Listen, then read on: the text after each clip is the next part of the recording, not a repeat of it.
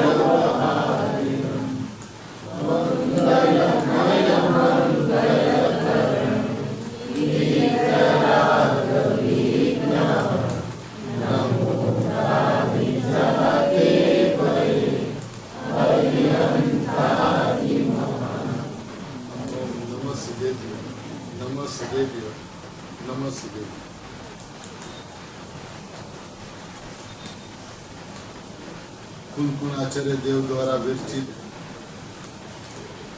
भरत क्षेत्रનો આધ્યાત્મિક ગ્રંથ નિયમ સારજી પરમાગમ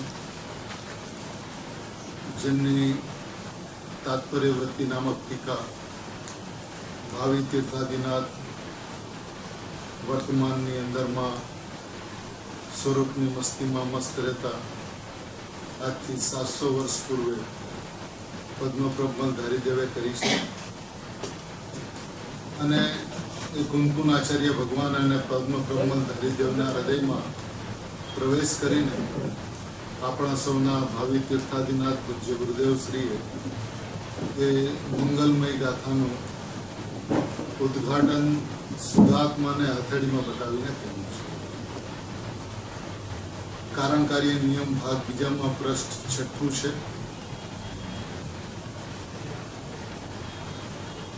જેની અંદરમાં એમ કે છે કે અનાદિ અનંત ભગવાન આત્મા તો કહે છે કે પ્રભુ તારી ચીજ એવી છે, ભગવાન આત્મા અનાદિ અનંત છે અને એમ કહે છે પ્રભુ તારી ચીજ એવી છે કે જેમાં સંવર નિજરા અને મોક્ષને પણ અમે તો પરદ્રવ્ય કહીએ છીએ. ભગવાન આત્મા અનાદિ અનંત છે. ભાઈ તું ભગવાન છો, પ્રભુ છો, પ્રભુનો પ્રભુ છો અને તારી ચીજ એવી છે, તારો ભગવાન આત્મા એવો છે, તારું અંતર તત્વ એવું છે કે જેમાં સંવર નિજરા અને મોક્ષને પણ અમે તો પરદ્રવ્ય કહીએ છીએ. શા માટે પરદ્રવ્ય કહીએ છીએ તો કહે છે કે એના આશ્રયથી સમ્યક દર્શન થતું નથી. સંવર નિજરા અને મોક્ષના પરિણામના આશ્રયથી સમ્યક દર્શન થતું નથી. માટે પરિણામ જે છે સંવર નિજરા અને મોક્ષના તે પરદ્રવ્ય છે. એક વખત આચાર્ય ભગવાનનું આ હૃદય, ગુરુદેવ શ્રીનું આ ધબકતું હૃદય કે ભાઈ તું સ્વભાવથી ભગવાન છો, તું સ્વભાવથી પરિપૂર્ણ છો, તું સ્વભાવથી કૃત્ય છો તારા સ્વભાવની અંદરમાં નિત્યપણું છે, એકરૂપપણું છે, તારું અંતતત્વ ભગવાન છે, અનંત ગુણમાં એક અભેદ વસ્તુ છે. અને આ તારી જે ચીજ છે જેમાં સંવર નિદ્રા અને મોક્ષને પણ અમે પરદ્રવ્ય કહીએ છીએ, કેમ કે એના આશ્રયથી સમ્યક દર્શન થતું નથી. ઉત્પન્ન થયું સમ્યક દર્શન, પણ સમ્યક દર્શનની પર્યાયના આશ્રયથી કેવળ જ્ઞાનની પર્યાય ઉત્પન્ન થતી નથી.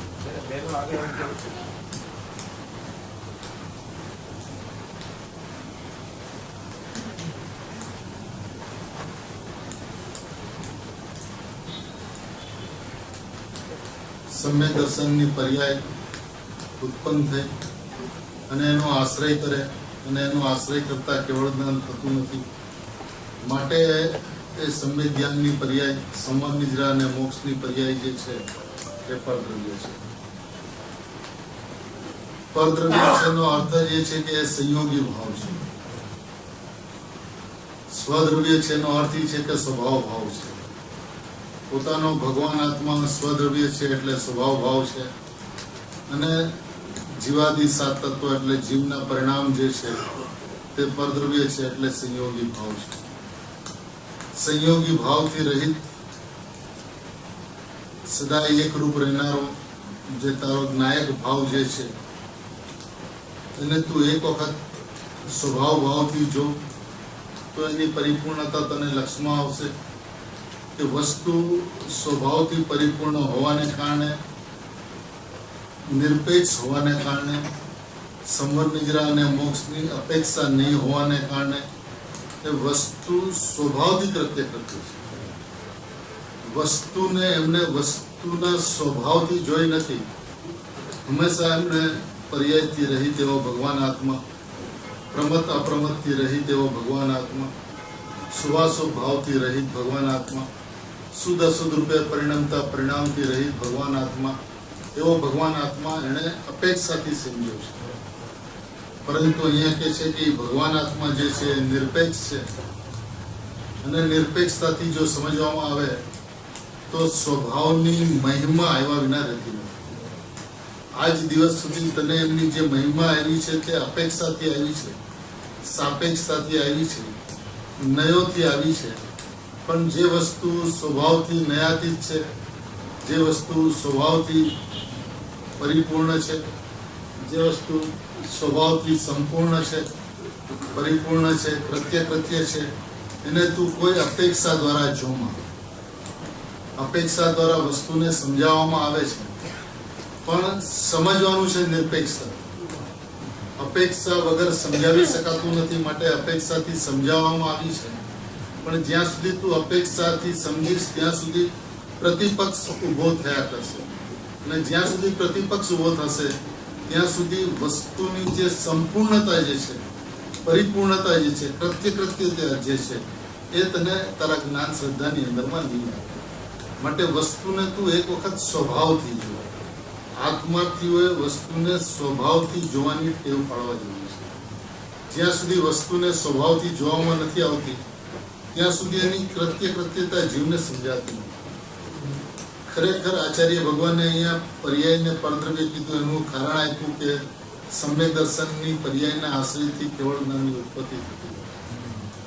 પર્યાયના લક્ષ્ય આનંદ આવતો નથી. તો હવે જેના લક્ષ્ય વસ્તુની અનુભૂતિ થતી નથી તો એ તું કેવી રીતે હોઈ શકે? એ તો પરદ્રવ્ય છે, અને જો તું સ્વયં જે છે એ સ્વદ્રવ્ય છે. હવે આને પરિણામ માત્રને અને પર્યાયમાં જીવાદી સાત તત્વોને પરદ્રવ્ય કહેતા બે વાત અત્યંત સ્પષ્ટ થાય છે. જ્યારે દ્રવ્યને એટલે કે પોતાના ભગવાન આત્માને સ્વદ્રવ્ય કહે છે અને પર્યાયને પરદ્રવ્ય કહે છે, એનો અર્થ એમ છે કે પરદ્રવ્યની સાથે સ્વદ્રવ્યને કરતા કર્મ સંબંધ હોતો નથી. જેમ બે દ્રવ્ય જીવ અને પૂતગલ એની વચ્ચે કરતા કર્મ સંબંધ હોતો નથી, એવી રીતે બે સ્વભાવ જે છે એ બે સ્વભાવની વચ્ચે પણ કરતા કર્મ સંબંધ હોતો નથી. પહેલું એનું કારણ તો એ છે કે અહીંયા પરિણામને પરદ્રવ્ય કહ્યા. હવે પરદ્રવ્ય કહેતા એની સાથે કર્તા કર્મ સંબંધનો પ્રશ્ન ઉત્પન્ન થયો. બીજી વાત એ છે કે તું સ્વયં પોતે સંપૂર્ણ છો અને તારે તારા જ્ઞાનને પરાંગમુખ છે અને સ્વસન્મુખ કરવાનું છે એવો ઉપદેશ છે. પણ જીવાદી સાત તત્વો પરદ્રવ્ય હોવાને કારણે જ્ઞાન સદાય પરાંગમુખ છે. શાંતિથી વિચારવા યોગ્ય વિષય છે. ગુરુદેવ શ્રીની અનંતી કરુણા છે, જેની અંદરમાં ભગવાન આત્માને એમને સ્પષ્ટ કર્યો છે. જો એમ કહેવામાં આવે કે તું જ્ઞાતા અને પરિણામ તારું જ્ઞેય, તો એ જ્ઞાતાનું જ્ઞેય બને, અને જો જ્ઞાતાનું જ્ઞેય બને તો કર્તાનું કર્મ બને. પણ જ્યારે જીવ અને પરિણામ બે ભિન્ન ભિન્ન દ્રવ્ય કહેવામાં આવે, એટલે કે સ્વદ્રવ્ય અને પરદ્રવ્ય કહેવામાં આવે, ત્યારે જેવી રીતે એની સાથે કર્તા કર્મ સંબંધ નથી હોતો, એવી રીતે જ્ઞાતા જ્ઞેય સંબંધ પણ હોતો નથી. કારણ કે ભગવાન આત્મા જે છે એ સદાય પરાંગમુખ છે, પરિણામથી એટલે પરદ્રવ્યથી પરાંગમુખ છે. હવે પરદ્રવ્યથી પરાંગ હોવાને કારણે એને જાણવાનો પ્રશ્ન નથી. એની સન્મુખ હોય તો જાણે છે એની વાત આવે, પણ એનાથી પરાંગમુખ છે. તો એ પરાંગમુખ છે એટલે એને જાણતો નથી. એટલે કે એ ખરેખર પોતાના સ્વભાવની મર્યાદામાં જ રહે છે. કર્તા કર્મ સંબંધ પણ નહીં અને જ્ઞાતા જ્ઞેય સંબંધ પણ નહીં.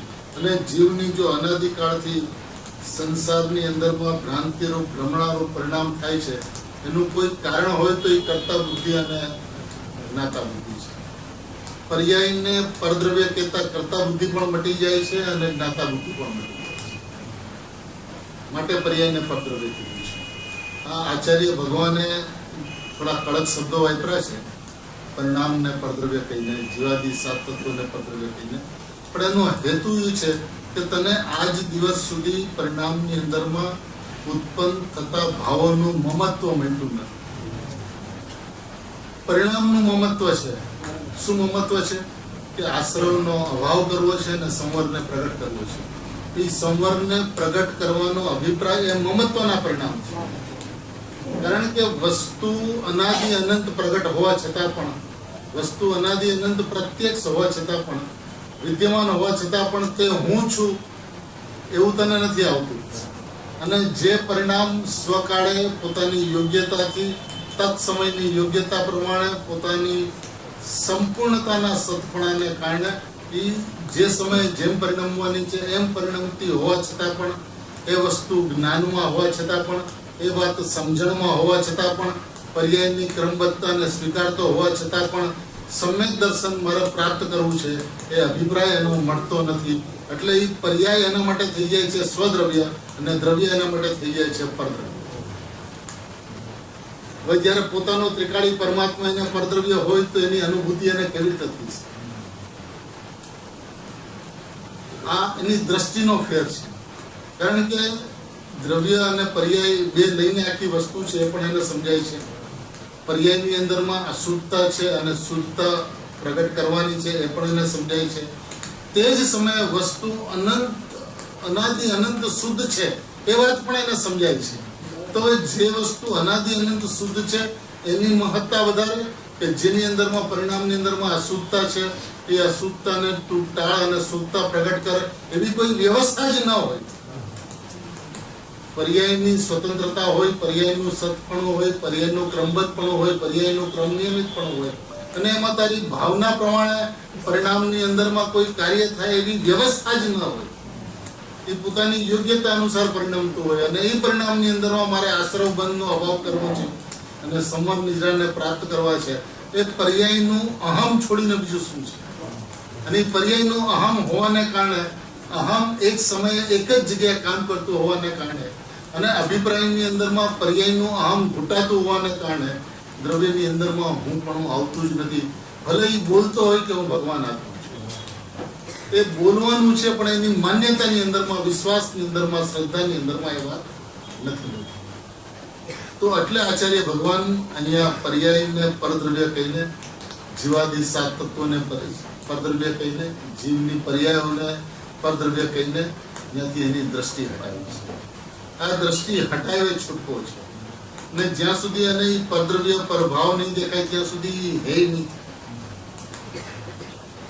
કોઈ અપેક્ષાએ તો ઉપાદેયપણું પર્યાયમાં એનું રહે જ છે, અને એ ઉપાદેયપણું રહેવાને કારણે દ્રવ્ય એના માટે હંમેશા હે થઈ જાય છે. એટલે આચાર્ય ભગવાન અહીંયા સ્પષ્ટતા કરીને એ જીવાદી સાત તત્વોનો સમૂહ પરદ્રવ્ય હોવાને લીધે હે છે, એટલે કે ઉપાદેય નથી એમ સ્પષ્ટ કરે. ખાલી હે છે તો એમાં પણ એને હજી વાત સ્પષ્ટ નથી થતી, એટલે ટીકાકાર મુનિરાજ બંધુ પ્રબલ ધારીદેવ ઉપાદેય નથી એમ કરીને વાતને સ્પષ્ટ કરે છે. જો ગુરુદેવ શ્રી શું કહે છે? સંવરની પર્યાય શુદ્ધિ છે, નિર્જરાની પર્યાય શુદ્ધિની વૃદ્ધિ છે, અને મોક્ષની પર્યાય શુદ્ધિની પૂર્ણતા છે. પણ એ ત્રણેય પર્યાયથી ઉત્પન્ન થતી નથી. કઈ પર્યાય? સંવરની પર્યાય જે શુદ્ધિ છે, નિર્જરાની પર્યાય જે શુદ્ધિની વૃદ્ધિ છે, મોક્ષની પર્યાય શુદ્ધિની પૂર્ણતા છે. પણ એ ત્રણેય પર્યાયથી ઉત્પન્ન થતી નથી. સંવરની પર્યાય પર્યાયથી ઉત્પન્ન થતી નથી, નિર્જરાની પર્યાયથી ઉત્પન્ન થતી નથી, મોક્ષની પર્યાયથી ઉત્પન્ન થતી નથી. એ થાય છે કોનાથી ઉત્પન્ન? તો કે હું પરમાત્મા છું એવા ભાવે સમરનો જન્મ થયો. હું પરમાત્મા છું એમ કરતા જે પરિણામ ઉત્પન્ન થયા એનું નામ સંવત છે. પણ એ પર્યાયને આત્માનું લક્ષ્ય કરાવે, એ પર્યાયને આત્મા તરફ વળે અને સંવરનો જન્મ થઈ જાય એવી પર્યાયની વ્યવસ્થા જ નથી. એટલે એની જે બુદ્ધિ જે છે એ ભ્રષ્ટ થઈ છે, અને ભ્રાંતિ થઈ છે કે સંવરને જન્મ એવી રીતે થાય કે પર્યાયને આત્માનું લક્ષ્ય થતા સંવરનો જન્મ થાય છે. આત્માનું લક્ષ્ય એટલે શું? હું પણ અહમ. લક્ષ્ય એટલે વસ્તુ તો અમૂર્તિક છે. હવે અમૂર્તિક પદાર્થનું લક્ષ્ય કેવી રીતે થાય? તો કે માત્ર અહમ દ્વારા, એકત્વ દ્વારા જે પરિણામ ઉભા થાય છે એનું નામ લક્ષ્ય છે, એનું નામ દ્રવ્ય દ્રષ્ટિ છે. હવે દ્રવ્ય દ્રષ્ટિની અંદરમાં દ્રષ્ટિ હોતી જ નથી, અને માત્ર દ્રવ્ય હોય છે. દ્રષ્ટિ એટલે પર્યાય, દ્રષ્ટિ એટલે નજર, નજર એટલે પર્યાય. પર્યાય દ્રવ્યની અંદરમાં હોતી જ નથી, માત્ર દ્રવ્ય હોય છે. અને હું દ્રવ્ય એવું જે અહમ થાય છે ત્યારે જે પરિણામ ઉભા થાય છે એનું નામ દ્રવ્ય દ્રષ્ટિ છે, એનું નામ સમ્યક દર્શન છે. એટલે સમ્યક દર્શન કોઈ ઉત્પન્ન કરવાની વસ્તુ નથી, એ ઉત્પન્ન થતી વ્યવસ્થા છે. જે ઉત્પન્ન થતી વ્યવસ્થા હોય એને કરવામાં આવે એવી વ્યવસ્થા અનાદિ અનંત કાળમાં કોઈ દિવસ હોતી નથી. અને એને હંમેશા અનાદિ કાળમાં અનંત તીર્થંકર પરમાત્માની હાજરીમાં, જે ગુરુદેવે સવારે કીધું અનંત વખત તીર્થંકર પરમાત્મા મળ્યા, એને ઓમ ધૂળી સાંભળી, પણ એને હંમેશા સંવરની ઉત્પત્તિ કરવાનો પ્રયત્ન કર્યો. એ સમયે પોતાનો ત્રિકાળ પરમાત્મા છે એની અવહેલના કરી, એની નિંદા કરી, એની હિંસા કરી, એનો ઘાત કર્યો. અને એ એમ સમજે છે કે જૈન શાસનને પામીને હું કૃત્ય કરતો છું. જ્યાં સુધી શુદ્ધાત્માની દ્રષ્ટિ નહીં કેળવતો નથી, હું શુદ્ધાત્મા માત્ર વસ્તુ છું, નિર્વિકલ્પ માત્ર વસ્તુ છું. સમયસર કળશ ટીકાના 252 કળશમાં સ્વદ્રવ્ય કોને કીધું? નિર્વિકલ્પ માત્ર વસ્તુ. બસ નિર્વિકલ્પ માત્ર વસ્તુ એનું નામ સ્વદ્રવ્ય છે. અને પરદ્રવ્ય કોને કીધું? કે નિર્વિકલ્પ માત્ર વસ્તુ એવો વિકલ્પ, એનું નામ પરદ્રવ્ય. જેવી વસ્તુ છે એવી વસ્તુનો વિકલ્પ એ પરદ્રવ્ય, અને જેવી વસ્તુ છે એ સ્વદ્રવ્ય. અહીંયા કે છે કે સમર નિદ્રાના પરિણામ જે છે એ પરદ્રવ્ય છે. ઓલો તો વિકલ્પને પરદ્રવ્ય કીધું, અહીંયા નિર્વિકલ્પ પરિણામને પરદ્રવ્ય કીધું.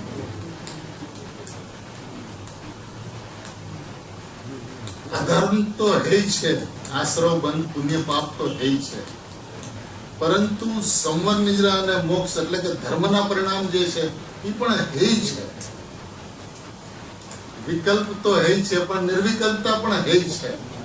દુઃખના પરિણામ તો હે છે, પણ આનંદના પરિણામ પણ હે છે. કારણ કે હું આનંદ મૂર્તિ છું ને, હું સુખ મૂર્તિ છું ને, હું નાયક દેવાદી દેવ છું ને, એવો પોતાનો સ્વભાવનો જયારે મહિમા આવે છે ત્યારે એને પર્યાય માત્ર પરદ્રવ્ય દેખાય છે. અને પર્યાય માત્ર પરદ્રવ્ય દેખાતા પર્યાય ઉપરથી દ્રષ્ટિ હટી જાય છે, અને હું દ્રવ્ય છું એવી દ્રષ્ટિ થઈ જાય છે, જેનું નામ સંવર, નિજરા અને મોક્ષ છે. આ સહજમાં ઉત્પન્ન થતી પ્રક્રિયાને એક કર્તૃત્વ ભાવથી પરિણમવા જાય છે. એની અંદરમાં કર્તૃત્વ ભાવ પૂછાય છે. એટલું જ નહીં, પણ આત્મા અનુભૂતિ જે થાય છે, પર્યાયની અંદરમાં જે અનુભૂતિ થાય છે, એનું કારણ શુદ્ધાત્મા છે, એવી માન્યતા પણ શુદ્ધાત્માની દ્રષ્ટિ થવા દેતી. આત્માની દ્રષ્ટિ કરતા શુદ્ધાત્માની દ્રષ્ટિ કરતા શુદ્ધાત્મા જ્યારે કારણ બને છે, ત્યારે પરિણામની અંદરમાં કાર્ય પ્રગટ થાય છે. એવી દ્રષ્ટિ પણ સમ્યક દર્શન ઉત્પન્ન કરવાનું કારણ બનતું નથી. એનું કારણ એ છે કે ભગવાન આત્મા અનાદિ અનંત, અકર્તા, અભોક્તા, અવેદક, અકારણ પરમાત્મા છે. અકર્તા, અભોક્તા, અવેદક, અકારણ પરમાત્મા છે. પરિણામની અંદરમાં જે કંઈ પણ થાય છે એનું કારણ તો ભગવાન આત્મા નથી, પણ એનો અનુમોદક પણ ભગવાન આત્મા નથી.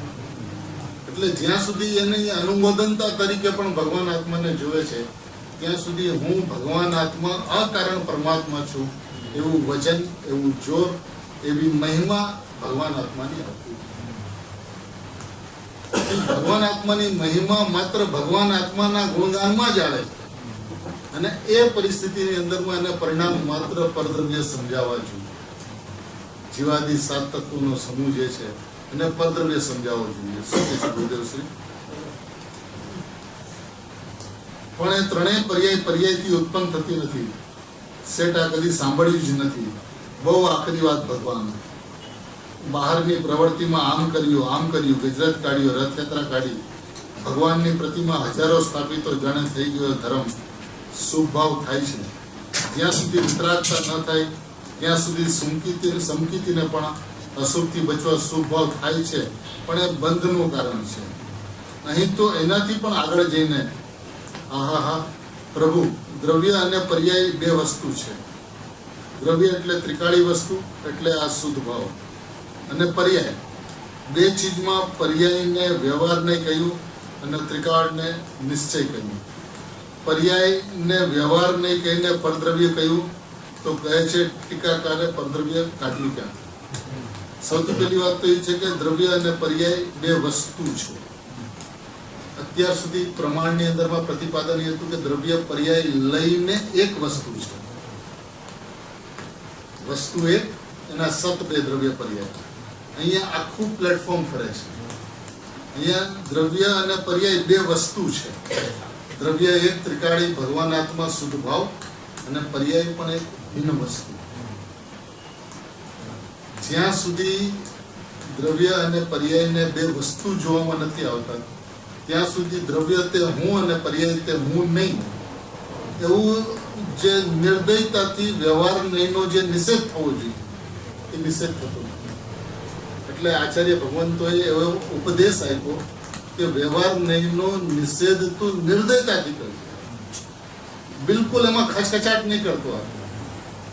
ત્યારે અનુભૂતિ પણ એ તો મોક્ષ માર્ગ છે ને. અરે પ્રભુ, તારે એની સાથે કઈ સંબંધ નથી.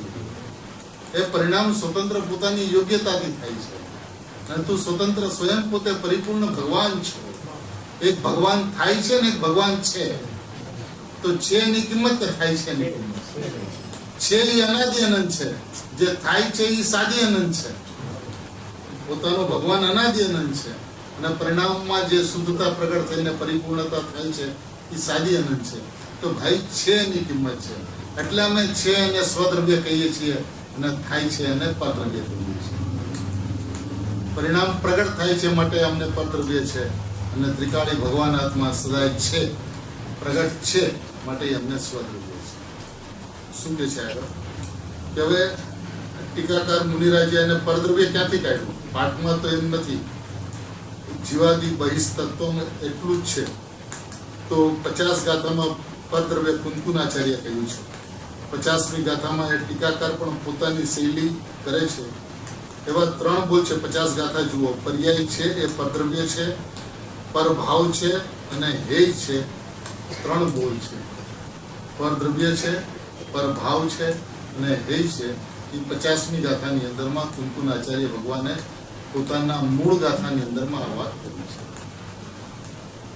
પદ્મપ્રમલ ધરીદેવ અહીંયા 7 તત્વોને પરદ્રવ્ય કહે છે. કુંકુનાચાર્ય ભગવાને 50મી ગાથાની અંદરમાં પરદ્રવ્ય કીધું છે. પણ છે પરદ્રવ્ય કહેવામાં જ્યાં પણ આવ્યું હોય, જે પણ પરિસ્થિતિની અંદરમાં કહેવામાં આવ્યું હોય, પોતાનો ભગવાન આત્મા સ્વદ્રવ્ય છે અને પર્યાય માત્ર પરદ્રવ્ય છે, એ વાત સમજે છૂટો છે.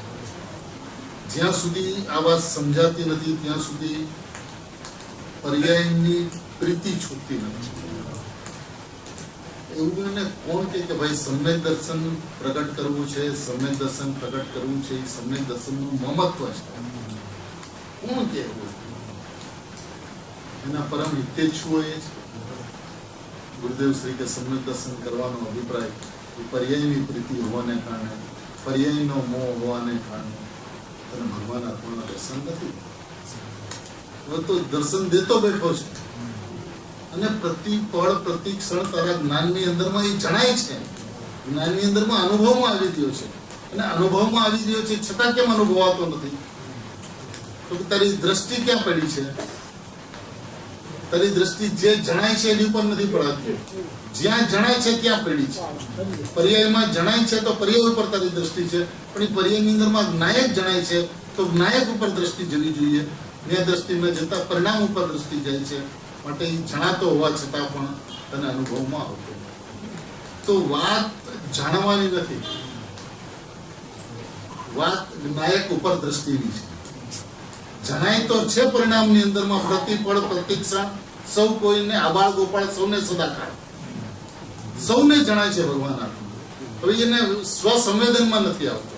એનું કારણ એની દ્રષ્ટિ દ્રવ્ય ઉપર નથી જતી. હું દ્રવ્ય છું એટલે કે હું પરમાત્મા છું એવી દ્રષ્ટિ એની નથી થતી. એટલે એ અનુભવમાં આવતો હોવા છતાં પણ, જાણવામાં આવતો હોવા છતાં પણ એને સ્વસંવેદનમાં નથી. તો પ્રશ્ન માત્ર સ્વસંવેદનનો છે. પ્રશ્ન નાયકને જાણવાનો નથી. અને સ્વસંવેદન થાય કેવી રીતે?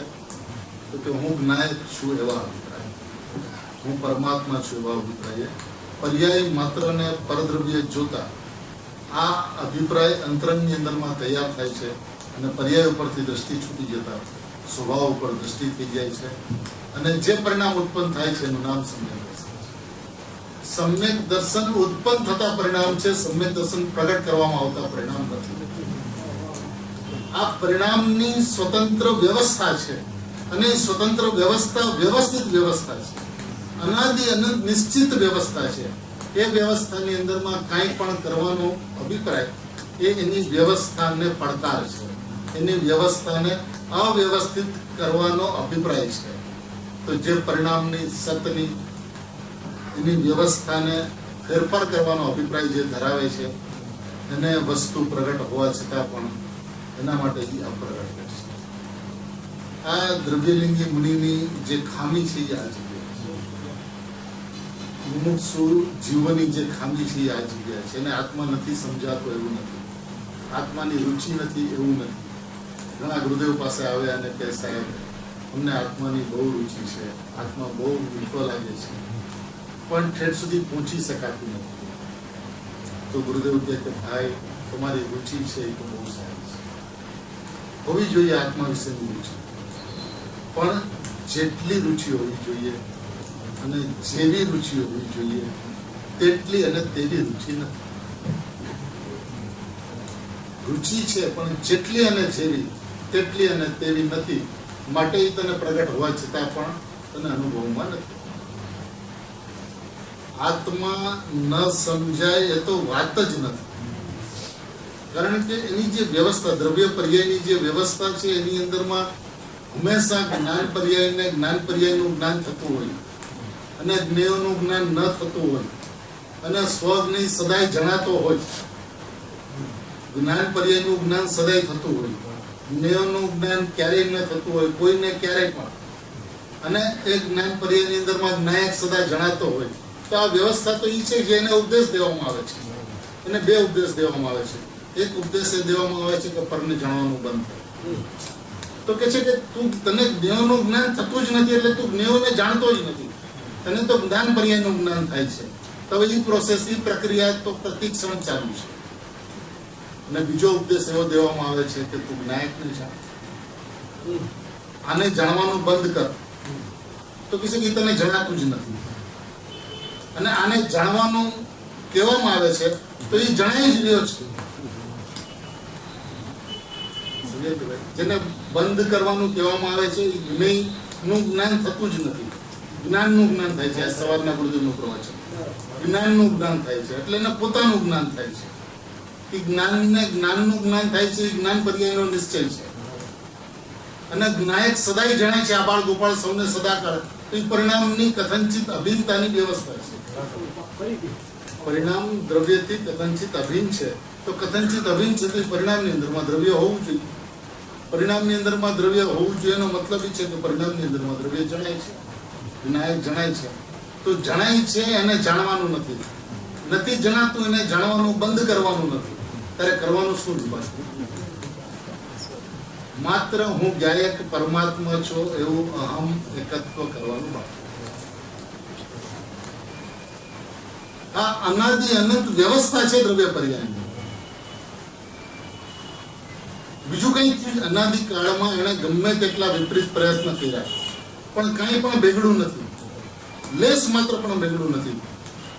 બીજી વાત એ છે કે જે કઈ પણ કર્મની વ્યવસ્થાની વાત કહેવામાં આવે છે એ બધા વ્યવહારના વચનો છે. કે તે પૂર્વે કર્મને બાંધ્યા છે, એ કર્મ તને ઉદયમાં આવે છે તો તારે એનું ફળ ભોગવવાનું છે એવું છે. કર્મ જળ દ્રવ્ય છે. ચેતન એને બાંધતો નથી ને ચેતન એને ભોગવતો નથી. ભોગવે છે શું? તો કે જે સમયે પર્યાય પોતાના આત્માને જાણે છે એ સમયે એ સુખને ભોગવે છે.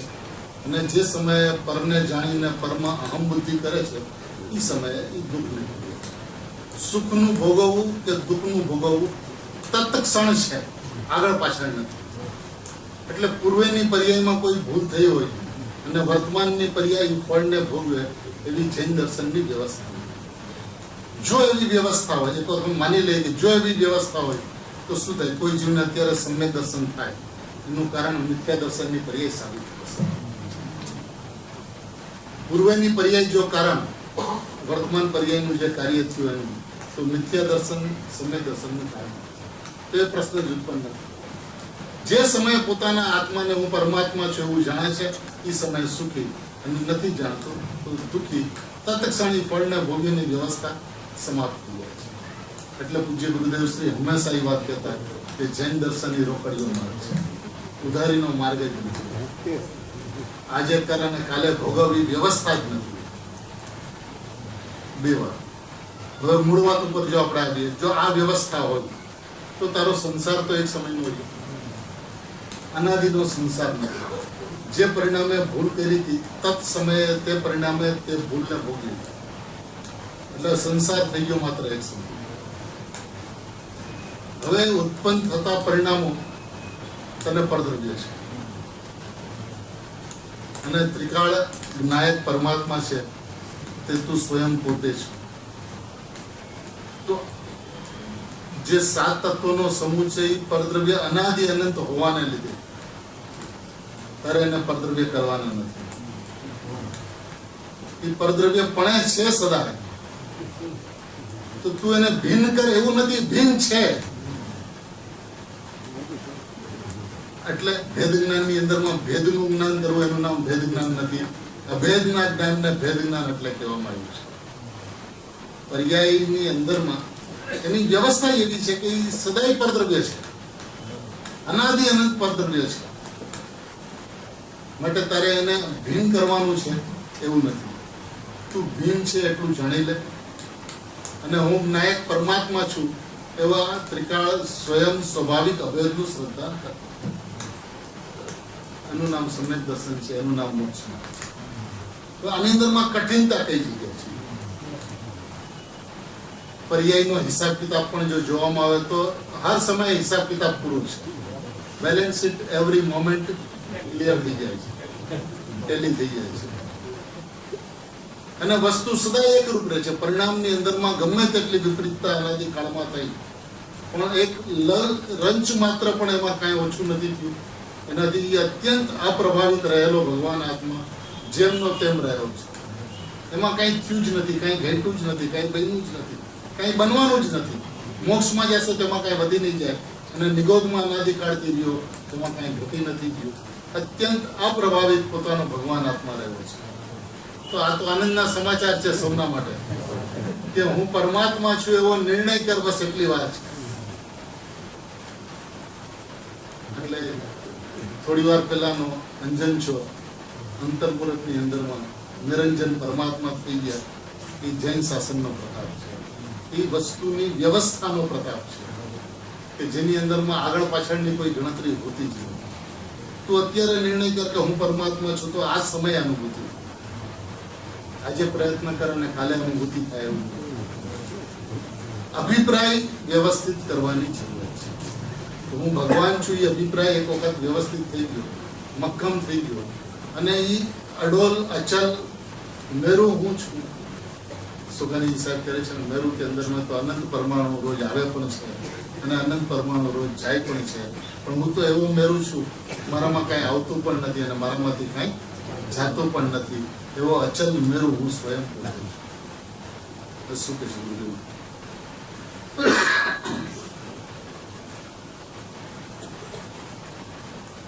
એ પરદ્રવ્ય છે, પરભાવ છે અને હેય છે. ત્રણ ભૂલ છે. સમજાવવાનું કાંઈ સંસાર અડે એને નિવૃત્તિ મળે નહીં. એમાં પૈસા કંઈક કરોડ, 2 કરોડ, 5 કરોડ થાય તો આ એમાં ગૂંચવાઈ ગયો. પ્રભુ એની સંખ્યા કરતા અનંત ગુણા તારામાં ધર્મ ગુણ છે. જેમ અહીંયા શુદ્ધ ભાવ કહે છે ને એ દ્રવ્ય સ્વભાવ, એના ગુણની સંખ્યાનો પાર નથી, અંત નથી. કે આ છેલ્લો અનંત અનંત અનંત અનંત અનંત અનંત અનંત અનંત, તો એ અનંત અનંતના અનંતનો આ છેલ્લો ગુણ છે એવી વાત આત્મામાં છે જ નહીં. એટલી અપરિમિતતા છે, એટલી અમર્યાદિત અનંત અનંત અનંત કે આ છેલ્લો ગુણ છે એ અનંતની અંદરમાં કોઈ સંત હોતો જ નથી. એવો તારો વૈભવ છે. ક્ષેત્ર ભલે નાનું હોય પણ એની અપરિમિતતા જે છે, એની અમર્યાદિતતા જે છે, એની વિશાળતા જે છે. એટલે જ કૃપાળુદેવ કહે છે ને એક વખત અનુભૂતિ કર્યા પહેલા, સમય દર્શન કર્યા પહેલા વિચારી લેજો. એક વખત આવી જાય પછી બહાર જવાનો કોઈ ઉપાય નથી. તારે નહીં જવું હોય તો પણ અમે તને મોક્ષમાં લઈ જઈશું. એટલે પોતાના સ્વભાવની એટલી અપરિમિતતા છે, એટલો વૈભવ. આજે ગુરુદેવ 47 શક્તિનું વર્ણન કરે તો કેટલા ભાવ વિભોર થઈ. હવે આચાર્ય ભગવાને 5 પાનામાં 47 શક્તિ લીધી અને ગુરુદેવે પ્રવચન કર્યા તો આખો આત્મવૈભવ. તો એમ ખરેખર પોતાનો સ્વભાવ એટલો મહિમાવાન છે, એટલો વિશાળ છે. એક વખત જે સ્વભાવને જોઈ લે છે એ સ્વભાવમાંથી બહાર જ નથી આવતું, અને ક્યાંય પોસાતું જ નથી, રૂચતું જ નથી, ગમતું જ નથી. આત્મામાં ગુણની એટલી સંખ્યા છે. પર્યાયથી ભિન્ન દ્રવ્ય અંદર છે. પર્યાય અંતર્મુખ જોવે છે તો પાતાળ એના હાથમાં આવે છે, પણ એ પાતાળ પૂરું પાતાળ હોતું નથી, છતાં પતો લાગી જાય છે. શું કીધું? સંવર નિજરાની મોક્ષ માર્ગની પોતાની પર્યાય જે છે એ મોક્ષ માર્ગની પર્યાયને પણ અહીં પરદ્રવ્ય કીધી છે. કેમ કે એ પર્યાય છે. એ પર્યાય છે તેની મુદ્દત એક સમયની છે અને ભગવાન અંદર ત્રિકાળી આનંદનો કંદ છે.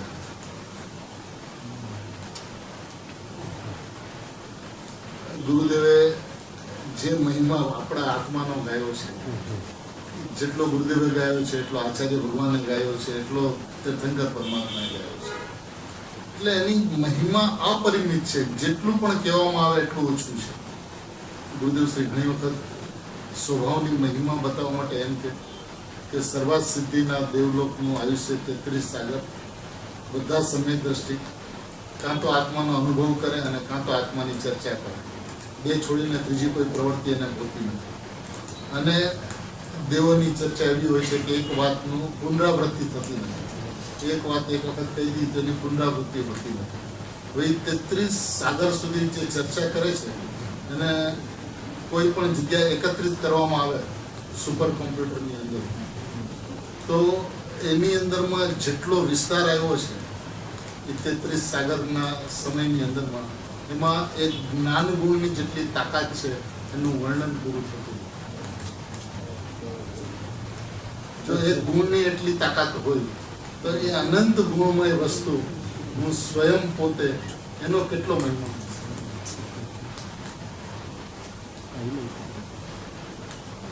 એની અદભુત જો 45 વર્ષ સુધી ગુરુદેવે જ્ઞાનની શ્રદ્ધાની જે મહિમા ગાઈ તો કે છે અમે તો કાંઈ જ નથી અંદરમાં જઈને જે જોઈએ છે એનો તો એ અંશ માત્ર છે. તો શું છે એવો પોતાનો સ્વભાવ અને એ સ્વભાવની ખરેખર એને મહિમા આવે તો પરિણામ પરદ્રવ્ય કહે છે એની અંદરમાં વાત એટલી જ છે કે એની ઉપેક્ષા થઈ જાય. બસ પર્યાયની અપેક્ષા મટીને ઉપેક્ષા થઈ જાય. એના પ્રત્યે દ્વેષની વાત નથી, એના અસ્તિત્વની સામે કોઈ વાત નથી. વાત છે એની મીઠાશ મટીને ત્રિકાળી સ્વભાવની મીઠાશ આવી જાય જે આજ દિવસ સુધી જે રીતે આવી જોઈએ એ રીતે આવી. એક વખત ત્રિકાળીની મીઠાશ આવે એની અપૂર્વતા એને ભાષિત થાય, પર્યાય એને પરદ્રવ્ય લાગે, સંવર નિદ્રા અને મોક્ષના પરિણામ એને પરદ્રવ્ય લાગે તો એ સ્વયંમાં ઉત્પન્ન થઈ જશે અને ઉત્પન્ન થશે એટલે ઢગલા બંધ થશે. હવે ગુરુદેવ એમ કે સોગાણીજી વિશે કે એને તો આત્માની અનુભૂતિની જે મસ્તી હતી એની અંતરંગ પરિસ્થિતિ એવા પ્રકારની હતી કે એના વિશે શું કહીએ. કંઈ કહેવું હોય તો શબ્દો ઓછા પડે. આ એમણે જે અપરિણામીની વાત કરી તો અમને છૂટ મળી ગઈ વાત કરવાની, એવું કે ગુરુદેવ જેના વિશે. અમે જ્યારે મુનિ દીક્ષા લઈશું અને નમઃ સિદ્ધેભ્યો કહેશું ત્યારે જે સિદ્ધ ભગવાનમાં ભળી ગયા હશે તો એમનું તમે દ્રવ્ય દ્રષ્ટિ પ્રકાશ જો પહેલેથી છેલ્લે સુધી એક અપરિણામી એમને પ્રશ્ન પૂછ્યો કે ભાઈ પ્રથમ પાત્રતા આત્માનો અનુભવ કરે એના માટે પ્રથમ પાત્રતા શું? તેનો ઉત્તર સીધો મેં પરમાત્મા હું પ્રથમ પાત્રતા. બીજી કોઈ પાત્રતાનું કોઈ સ્વરૂપ જ નથી. હું પરમાત્મા છું એ પ્રથમ પાત્રતા છે. મેં અપરિણામી હું પ્રથમ પાત્રતા. તો જે પણ સાહેબ આમાં શાસ્ત્રની અંદરમાં તો ઉપદેશ આવે છે કે પર્યાયને આત્મા તરફ વાળવી જોઈએ, ઢાળવી જોઈએ, વલણ કરવું જોઈએ. वो सब उपदेश की बात है. मैं हूँ, कोई वलना है, कोई ढलना है, कोई उपयोग को स्वभाव में ले आना है. बस मैं हूँ इतना निश्चय, बस वही सब कुछ. કારણ કે ભાઈ આમાં ગ્રહણ ત્યાગનો પ્રશ્ન જ નથી. જો આ જ્ઞાનની અંદરમાં રાગનું ગ્રહણ થયું હોય તો એ રાગનો ત્યાગ કરો અને જ્ઞાનનો ત્યાગ થઈ ગયો હોય તો જ્ઞાનને ગ્રહણ કરો. રાગનો ત્યાગ છે એ અનાદિ અનંત ત્યાગ છે અને જ્ઞાનનું ગ્રહણ છે એ અનાદિ અનંત ગ્રહણ છે. તો એ કોનું ગ્રહણ કરે ને કોનો ત્યાગ કરે. ગ્રહણ ત્યાગનો ઉપદેશ છે પણ ઉપદેશમાં શું કે કેવી રીતે? એક વાત કે જ્ઞાનમાં જ્ઞાયકને ગ્રહણ કરો પણ પ્રશ્ન એ છે જ્ઞાનમાં જ્ઞાયકનો ત્યાગ થયો છે કોઈ દિવસ? રાગનો ત્યાગ કરો, રાગનું કોઈ દિવસ ગ્રહણ થયું છે તેનો ત્યાગ કરે તો જુદા પડ્યા છે. આ છૂટો નથી ને ઓલું જુદું જ પડ્યું છે. તેને કરવાનું શું? એટલે ગુરુદેવ શ્રી કહેતા કાંઈ ન કરવું એનું નામ અનંત પુરુષાર્થ છે. સુગાણીજી એમ કહેતા કરના સુમરના એનું હાર્દ તો સમજવું પડશે ને. ગુરુદેવ આ વાત વારંવાર શા માટે કહે છે? પુરુષાર્થનું સ્વરૂપ શું? તો કે કાંઈ ન કરવું એનું નામ પુરુષાર્થ છે. એટલે પ્રભુ આપ શું કહ્યું? હા ભાઈ હું પરમાત્મા છું એવું નક્કી કરે એનું નામ અનંત પુરુષાર્થ છે. કઈ કરવાનું છે જ નહીં. કારણ કે ક્યારેય પણ બે દ્રવ્ય એક રૂપે થયા જ નથી. બે પર્યાયો એક નથી થયા, દ્રવ્ય પર્યાય એક નથી થયા. ગુણ દ્રવ્ય સદા એક રહ્યા છે, પર્યાય સદાય જુદી રહી છે. એની અંદરમાં કઈ બન્યું જ નથી, કઈ ઘટ્યું જ નથી. તો આજે તારે કરવાનું શું છે? માત્ર સત્ય સમજીને એનો હકાર કરવાનો છે, એમાં અહમ કરવાનું છે, એમાં વિશ્વાસ કરવાનો છે. અને એ જો તને કઠિન લાગતું હોય તો કઠિન છે અને સરળ લાગતું હોય તો સરળ છે. સરળ એટલી અમને ખબર છે. કારણ કે વસ્તુ સ્વાભાવિક જ હોય અને વસ્તુ જો સ્વાભાવિક હોય અને એની અંદરમાં બીજું કાંઈ આવી ન ગયું હોય તો એની પ્રાપ્તિમાં સમય શા માટે લાગે? એમાં મહેનત શા માટે હોય? કોઈ વસ્તુની અંદરમાં બીજી વસ્તુનું ભેળસેળ થઈ ગયું હોય તો વાત જુદી છે. ભાઈ ચલો એને તમારે ક્લીન કરવાની છે. એટલે જૂની ગુરુદેવની ફૂલવાળી જે કેસેટો હતી એને ફંગસ લાગી ગઈ હોય તો તમારે એને ઠીક કરવાની છે તો એમાં ઘણી બધી મહેનત કરવી પડશે. હવે જેમાં કઈ થયું જ નથી, દ્રવ્ય ત્રિકાળ અનાદિ અનંત એકરૂપ સ્વભાવ છોડ્યો જ નથી, કે વિદ્યમાન પણ જ રહ્યો છે, પ્રગટ પણ જ રહ્યો છે, હાજરા હાજર પણ જ રહ્યો છે. પર્યાયનો એમાં પ્રવેશ થયો જ નથી. જ્ઞાન પર્યાયનો જ્ઞાયકમાં પ્રવેશ નથી. તો રાગની તો ચર્ચા જ ક્યાં કરવી? અને એ પર્યાયનો દ્રવ્યની અંદરમાં પ્રવેશ નહીં થતો હોવાના કારણે, દ્રવ્ય પર્યાયની અંદરમાં નહીં જતી હોવાના કારણે એ પર્યાય પરદ્રવ્ય છે ને દ્રવ્ય મનસ્વ.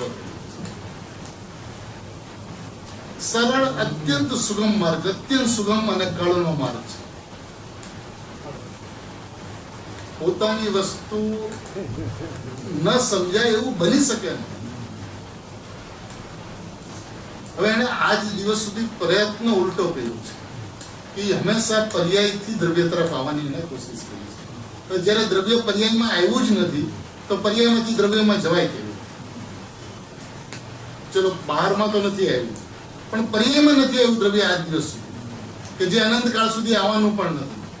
તો હવે પર્યાયમાંથી દ્રવ્ય સુધી કેવી રીતે પહોંચે? અને એ વાત તને સમજાતી નથી, એટલે આચાર્ય દેવ પર્યાયને પરદ્રવ્ય કહે છે. પરદ્રવ્ય છે તો પરદ્રવ્યની સાથે કરતા કર્મનો સંબંધ નથી. પરદ્રવ્ય છે તો જ્ઞાતાગ્નિ સંબંધ નથી. બે દ્રવ્ય છે ને, સ્વદ્રવ્ય ને પરદ્રવ્ય, બે દ્રવ્ય છે, બેની વચ્ચે નિમિત્ત નૈમિત્તિક સંબંધ ન હોય. બે દ્રવ્ય વચ્ચે નિમિત્ત નૈમિત્તિક સંબંધ ન હોય. બે પર્યાયો વચ્ચે હોય પણ બે દ્રવ્યો વચ્ચે નિમિત્ત નૈમિત્તિક સંબંધ. બંનેના સ્વભાવ ભિન્ન હોવાને કારણે કરતા કર્મ સંબંધ નથી. અને એનાથી પરાંગમુખ છે તો જ્ઞાતાગ્નિ સંબંધ નથી. તો સર્વ સંબંધોનો નાશ તો આપોઆપ થઈ ગયો. કોઈ સંબંધ ઉભો ન રહે. હું અસંગી તત્વ છું, હું અસંગી તત્વ છું, એ એમનામ સિદ્ધ થઈ ગયું. હવે હું અસંગી છું તો તું અસંગી ભાવે રહે, એનું નામ સમ્યક દર્શન છે.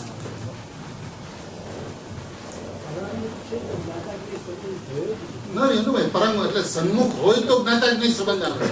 તો પરાંગમુખ છે એટલે સ્વભાવની સન્મુખ છે, એટલે પરથી એટલે કે પરિણામથી પરાંગમુખ છે, તો જ્ઞાતાગ્નિ સંબંધ નથી. હું જ્ઞાતા ને પરિણામ મારું નહીં, સંવર મારું નહીં, વાત જ નહીં. જે અનાદિથી જે દોષ ચાલુ રહે છે સમાપ્ત. વ્યવસ્થા અત્યંત સુંદર છે, અત્યંત સુંદર, સુરક્ષિત છે. કારણ કે પોતાનો ત્રિકાળી ધ્રુવ ગુરુદેવશ્રી જેમ કહેતા વજ્ર કિલ્લો છે, જેની અંદરમાં પરિણામ માત્રનો પ્રવેશ નથી. એવો વજ્ર કિલ્લો હું છું. નિયમ સાની 43મી ગાથા લે અને ગુરુદેવ મસ્તીએ છે. એ કિલ્લો જ એવો છે કે જેની અંદરમાં કોઈ ચીજનો પ્રવેશ જ નથી.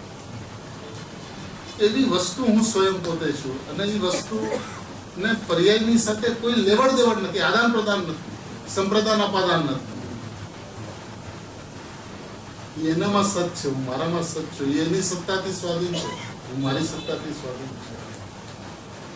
કોઈ સંબંધ ન રહ્યો તો બસ હું છું, હું છું. તો એ પરિણામ ક્યાં જશે?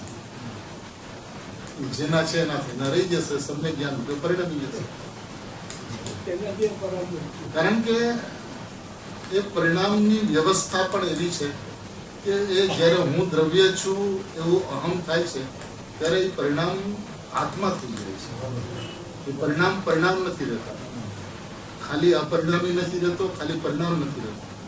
અપરિણામી પ્લસ પરિણામ ઇઝ ઇક્વલ ટુ પરિણામી થઈ જાય છે. આત્માની અનુભૂતિની અંદરમાં એ આત્મા છે, દ્રવ્ય પર્યાય નથી. અભેદ અનુભવ છે. એક ત્રિકાળ ભગવાન આત્મા સ્વાભાવિક અભેદ છે. અને હું નાયક પરમાત્મા છું એમ કરીને જે દ્રષ્ટિની અભેદતા થઈ, એમાં ક્ષણિક નવું ઉત્પન્ન થતું અભેદ છે, જેનું નામ સમ્યક દર્શન છે. એક ત્રિકાળ ભગવાન આત્મા સ્વાભાવિક અભેદ છે. અને પરિણામની અંદરમાં હું પરમાત્મા છું એવો વિશ્વાસ થતા જે પરિણામ દ્રવ્ય ઉપર દ્રષ્ટિ જતા, સામાન્ય ઉપર દ્રષ્ટિ જતા જે પરિણામ થયા, જેનું નામ સમ્યક દર્શન, સમ્યક જ્ઞાન છે, એ ક્ષણિક નવીન ઉત્પન્ન થતું અભેદ છે. એક ત્રિકાળ અભેદ છે ને એક ક્ષણિક નવું ઉત્પન્ન થતું અભેદ છે. જ્યાં વિકલ્પમાં આવે છે ત્યાં પાછો હું પરમાત્મા તો પાછું અભેદ, હું પરમાત્મા તો પાછું અભેદ. એને પરિણામનું મમત્વ મટી ગયું. એટલે પરિણામ હૈ થઈ ગયા. દ્રવ્યમાં અહમ થઈ ગયું એટલે દ્રવ્ય ઉપાદેય થઈ ગયું. દ્રવ્યને ઉપાદેય કરવાનું નથી, ઉપાદેય થતી વ્યવસ્થા છે. ઉપાદેય અને હૈ બંને નિર્વિકલ્પતાની અંદરમાં હોય છે. દ્રવ્ય જ્યારે આદરણીય થઈ જાય છે, શ્રદ્ધેય થઈ જાય છે, ત્યારે જે વ્યવસ્થા ઊભી થઈ એને દ્રવ્ય ઉપાદેય કર્યું અને પર્યાય હૈ કર્યું. એનું નામ હૈ ઉપાદેય છે. એ વિકલ્પની અવસ્થા નથી. નિર્વિકલ્પતાની અંદરમાં હૈ ઉપાદેય કરે છે.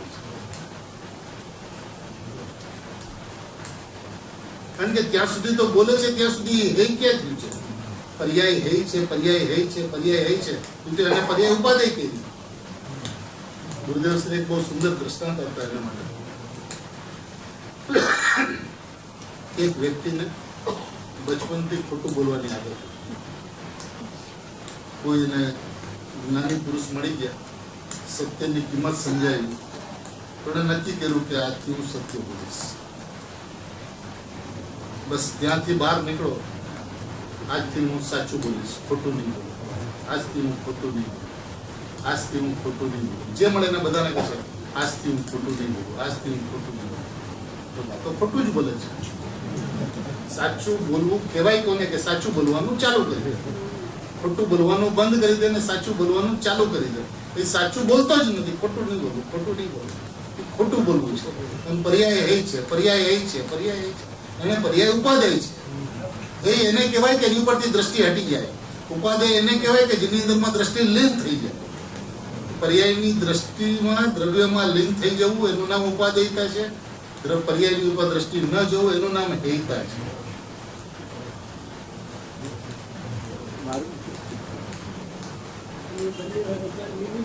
નિર્વિકલ્પતાની અંદરમાં નિર્વિકલ્પ છે. નિશ્ચય વ્યવહારનો જન્મ પણ નિર્વિકલ્પ જ્ઞાનની અંદરમાં થાય છે. સમ્યક અનેકાંતનો જન્મ પણ સમ્યક એકાંતપૂર્વક સમ્યક અનેકાંતનો જન્મ પણ અનુભવ જ્ઞાનમાં થાય છે. એમ ઉપાદેય અને અહિંનો જન્મ પણ નિર્વિકલ્પ જ્ઞાનની અંદરમાં જ. વ્યવસ્થા આચાર્ય ભગવંતોએ ગુરુદેવે આપણા માટે બહુ ચોખ્ખી કરી દીધી છે. ક્યાંય કિંતુ પરંતુ ને કોઈ અવકાશ નથી. કઈ વિચારવું પડે એવું છે નહીં.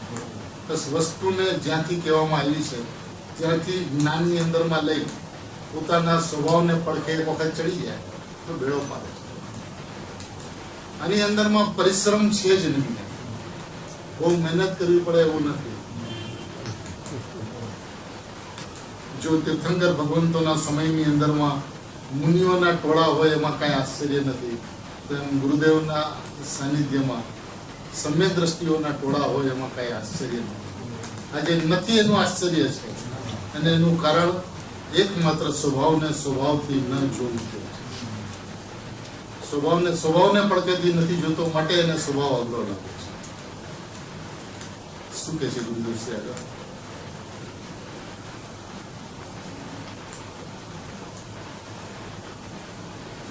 સિદ્ધાંતમાં તો એવો એક શબ્દ આવ્યો છે કે નિરંતર વર્તમાન. આહા, ત્રિકાળી વસ્તુ નિરંતર વર્તમાન. ભવિષ્યમાં રહેશે એમ નહીં. અહીં તો નિરંતર વર્તમાન છે. પાછળ વિશેષ કથન કરે તો ત્રિકાળી પણ કહેવામાં આવે છે. આ દેહમાં ભગવાન આત્મા નિરંતર વર્તમાન, નિરંતર ધ્રુવ, નિરંતર વર્તમાન ધ્રુવ છે. આ શુદ્ધ ભાવ. એ શુદ્ધ ભાવ કેવો છે? ભૂતકાળ જયારે હતો ત્યારે પણ છે, વર્તમાનમાં પણ છે, અને ભવિષ્યકાળમાં રહેશે એમ નહીં, ભવિષ્યકાળમાં પણ છે. એટલે આ ત્રિકાળ રહેનારી વ્યવસ્થા છે દ્રવ્ય સ્વભાવ. અને પર્યાય ક્ષણિક વર્તમાન છે, દ્રવ્ય ત્રિકાળ વર્તમાન છે. પણ છે વર્તમાન, છે પડે છે.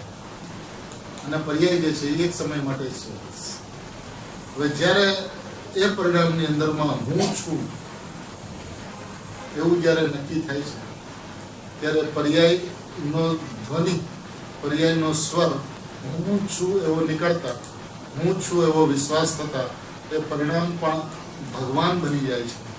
એ પરિણામની અંદરમાં વિકલ્પોની હારમાળા હતી જે છે રૂપે હતી વિપરીતતાની અંદરમાં. એ અવિપરીતતાની દ્રષ્ટિ થતા એ પરિણામનો સંસાર છું થઈ જાય છે માંથી છું થઈ જાય છે. એને ફક્ત પોતાના સ્વભાવનો વિશ્વાસ કરવાનો છે. આ શુદ્ધ ભાવ એ વર્તમાન શુદ્ધ ભાવ છે. ત્રિકાળ રહે છે માટે શુદ્ધ ભાવ છે એમ નહીં, પણ અહીં તો વર્તમાન જ શુદ્ધ ભાવ છે, વર્તમાન જ ધ્રુવ છે. આ ઝીણી વાત છે. અહીં કહે છે કે જીવાદી 7 તત્વોનો સમૂહ એના ઘરનું નથી કહ્યું. 50મી ગાથામાં અને સમયસારમાં પણ આવે છે. સમયસારમાં કળશમાં આવે છે પરદ્રવ્યમ સમગ્રમ હેયમ. એ બધી પર્યાયાદી પરદ્રવ્ય છે, બધી પર્યાયાદી પરદ્રવ્ય છે. હવે એક વખત ગુરુદેવની વાત આ દ્રષ્ટિકોણથી સાંભળી અને પછી તમે સ્વાધ્યાય કરજો તો તમને ડગલે ને પગલે પર્યાય પરદ્રવ્ય દેખાશે. બોલું અત્યાર સુધી પર્યાય આત્મ વસ્તુ દેખાતી હતી, હવે ડગલે ને પગલે પર્યાય કે ગુરુદેવ તો હર પ્રવચનની અંદર પર્યાય ને પરદ્રવ્ય. એક વખત એની દ્રષ્ટિની અંદરમાં વાત સ્પષ્ટ થઈ જવી જોઈએ કે હો આ ગુરુદેવનો દ્રષ્ટિકોણ આ છે. જ્ઞાયક માત્ર વસ્તુ છે, તેનો મતલબ શું છે? જ્ઞાયક માત્ર વસ્તુ છે તો બાકી જે કાંઈ પણ છે એ પરદ્રવ્ય છે. ઉપેક્ષા, બસ એનો હેતુ ઉપેક્ષા કરાવવાનો છે, બીજો કોઈ હેતુ નથી. પર્યાય પરદ્રવ્ય છે, એના કેટલા ન્યાયો નીકળી શકે એમ છે. અહીંયા પણ બધા બોર્ડમાં બધા ન્યાયો લખ્યા છે. હેયતાના પણ મેં બધા સવારે લખેલા હતા. તો એ ખરેખર એ હેય ઉપાદય અને પર્યાય પરદ્રવ્ય આ બે વ્યવસ્થા જેને ખ્યાલમાં આવે છે અને દ્રવ્યનો મહિમા આવ્યા વિના રહેતો નથી. પર્યાય આદિ પરદ્રવ્ય ને કેમ કે સંવર, નિજરા અને મોક્ષનું મહત્વ ક્યારે હોય છે? જ્યારે આશ્રવ બંધની સાથે એની તુલના કરવામાં આવે છે. અજ્ઞાનની સામે જ્ઞાનની કિંમત, રાગની સામે વિતરાગની કિંમત, પુણ્ય પાપ આશ્રવ બંધની સામે સંવર, નિજરા, મોક્ષની કિંમત. હવે આ બંને વિપરીત ભાવો છે એટલે એકની સામે બીજાની કિંમત થાય છે. હવે આ બધા ભાવોને એક તરફ રાખો અને એક તરફ પોતાનો ત્રિકાળી જ્ઞાયક ભાવ રાખો તો પૂરી. ઓલા સાદ ભાવની અંદરમાં વિભાગ પડવાથી આના કરતા આ સંસાર ભાવ છે તો આ મોક્ષ ભાવ છે, આ કલ્યાણ ભાવ છે તો આ રખડવાનો ભાવ છે, એવી તુલના બેની વચ્ચે થઈ શકે છે.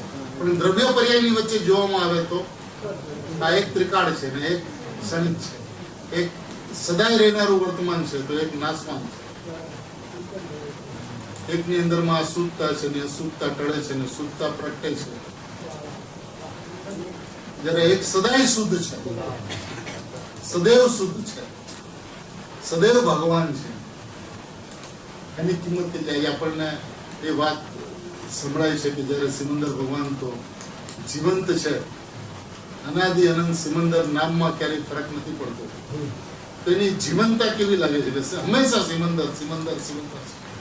તો કે આ તારો સિમંદર આર્યો સદાય જીવંત છે, અનાદિ અનંત એક રૂપ. એની મહિમા આવે અને એની સામે એને પર્યાય ભાવની વિશેષતા દેખાય, કોઈ દિવસ બનતું. અજ્ઞાન અવસ્થાની અંદરમાં કુદેવ કુગુરુ શાસ્ત્રને માનતો હોય અને પછી સાચા દેવગુરુ શાસ્ત્ર મળી જાય, અને સાચા દેવગુરુ શાસ્ત્રમાં ગુરુદેવ મળી જાય, પછી એને કુદેવ કુગુરુ શાસ્ત્ર માટેનો વિકલ્પ પણ આવે. એ તો છોડવું છું. એમ દ્રવ્યનો મહિમા આવ્યો તે પર્યાય પરદ્રવ્ય કીધું, વાત સમાપ્ત થઈ ગઈ. દેવશાસ્ત્ર ગુરુ પરદ્રવ્ય છે, એમ કે છે તારા માટે પરદ્રવ્ય છે. દેવશાસ્ત્ર ગુરુ એમ કે છે કે આત્માના લક્ષ્ય જે પરિણામ ઉત્પન્ન થાય છે એ પરદ્રવ્ય છે. અને વાસ્તવિકતા તો એ છે કે પર્યાયને કારણે પર્યાયની અંદરમાં સંગીત ઉત્પન્ન થાય છે, દ્રવ્યને કારણે ઉત્પન્ન નથી થતું. માટે બંને ભિન્ન ભિન્ન દ્રવ્ય છે, માટે બંને ભિન્ન. એકને એકની અપેક્ષા નથી, માટે બંને પરદ્રવ્ય સ્વદ્રવ્ય એવી ભિન્નતા છે. પ્રમાણનું પ્રતિપાદન આખું જુદું હોય છે અને દ્રષ્ટિના વિષયનું પ્રતિપાદન આખું જુદું હોય છે. જ્ઞાનીઓને મસ્તી દ્રષ્ટિના વિષયની જ હોય છે. એની મુખ્યતા હંમેશા દ્રષ્ટિના વિષયની હોય છે. આપણા જીવનની અંદરમાં પણ દ્રષ્ટિનો વિષય સર્વોત્કૃષ્ટપણે હૃદયમાં ટંકોત્કીર્ણ થઈ જાય તેવી ભાવના છે.